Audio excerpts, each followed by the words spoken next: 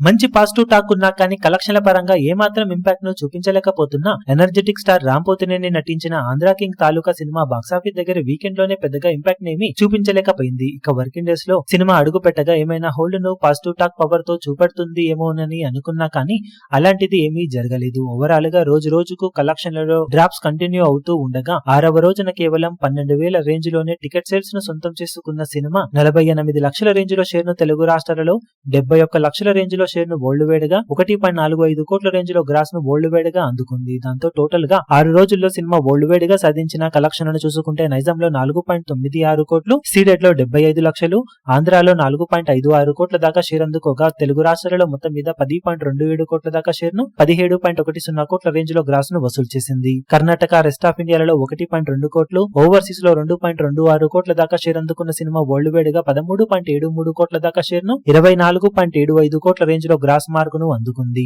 28 కోట్ల break even target తో బరిలోకి దిగిన ఈ సినిమా 49% వరకు రికవరీని ఇప్పటి వరకు సాధించగా మరో 14.27 కోట్ల రేంజ్ లో షేర్ ను సినిమా అందుకుంటేనే బాక్సాఫీస్ దగ్గర క్లీన్ హిట్ గా నిలుస్తుంది. మరి మిగిలిన వర్కింగ్ డేస్ లో సినిమా బాక్సాఫీస్ దగ్గర ఇప్పుడు ఎలాంటి కలెక్షన్లతో పరుగును కొనసాగిస్తుందో చూడాలి. ఈ వీడియో మీకు నచ్చినట్లయితే లైక్ చేయండి, షేర్ చేయండి, ఛానల్ ను సబ్స్క్రైబ్ చేయడం మాత్రం మరవకండి. ఏ చిన్న అప్డేట్ ను మిస్ అవ్వకూడదు అనుకుంటే బెల్ ఐకాన్ ను ప్రెస్ చేయండి.